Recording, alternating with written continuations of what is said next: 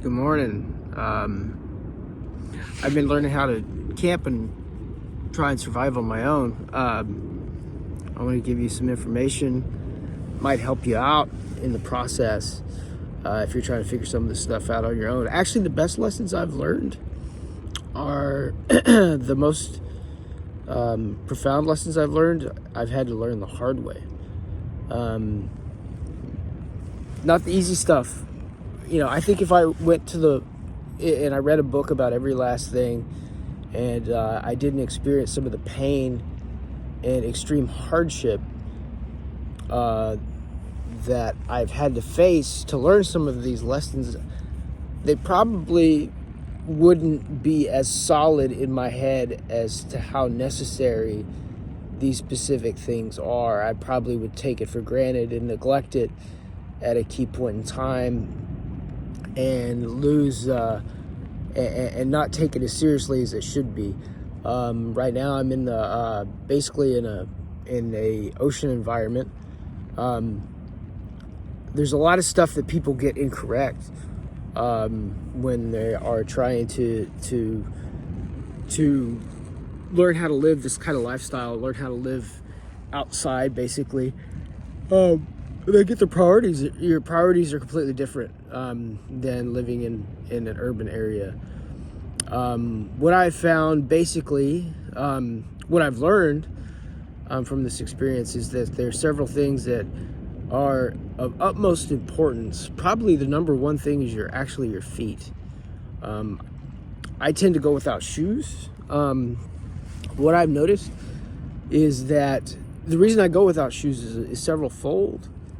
I do it as much as I possibly can. I started slowly doing it because of the cost of infections in your feet. And yeah, I know it sounds counterintuitive that you have infections in your feet and you're going barefoot, but when you have your foot all bound up in a sock all day and in your shoes and there's no air circulation through your feet, you end up getting all kinds of mold and bacteria on your feet. They stink. You ruin your shoes. Shoes are not something to be taken lightly. What size shoes you have is important. How well they breathe is important. So like little by little, I started not wearing my shoes. And I was actually very surprised at the outcome. It was on multiple levels, and it had such a profound impact on my day-to-day walking and mobility that I began trying to do research to figure out what was happening to my feet and what was happening to my legs, because I found balance I had never experienced before. I found an ease of walking I had never felt before. I found a lot of different things that seem to improve. I found less pain in my back. I found less pain in my hips. It felt like my spine and my back was being realigned.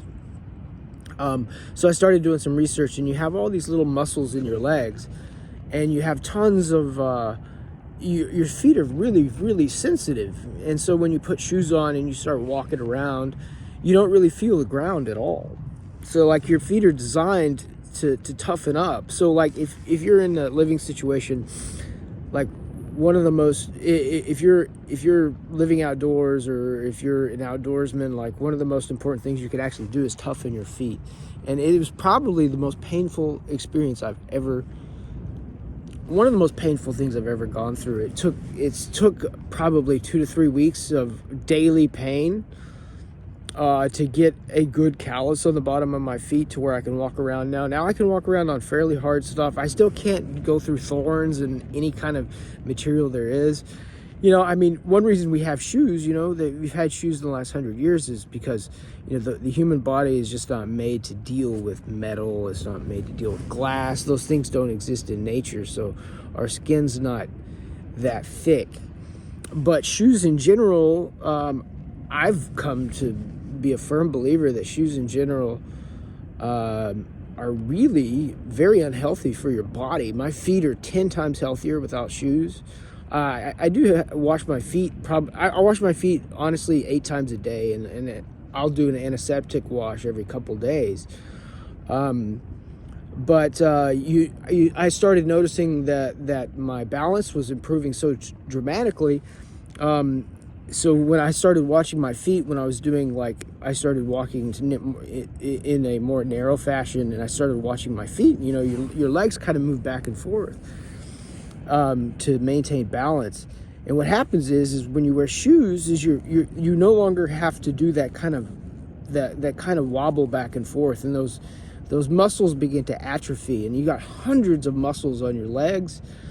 And what I found was, after walking barefoot for a good period of time and doing a lot of acrobatics and doing a lot of really intense doing a lot of stuff that focuses on your balance, I started noticing soreness in areas in my legs I've never felt before.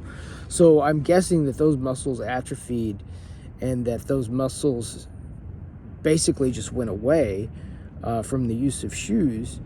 But my balance gets better every day. My feet are much more healthier. There's a massive decrease in the amount of pain in my feet. There are areas where my toes were cutting into each other that's basically been eliminated. My feet seem to have kind of widened a bit and spread out. So to convince people in an urban setting to go without shoes is kind of, people aren't going to do it. They're worried about social pressure and all that kind of stuff. I'm in a situation where I didn't really care what people thought.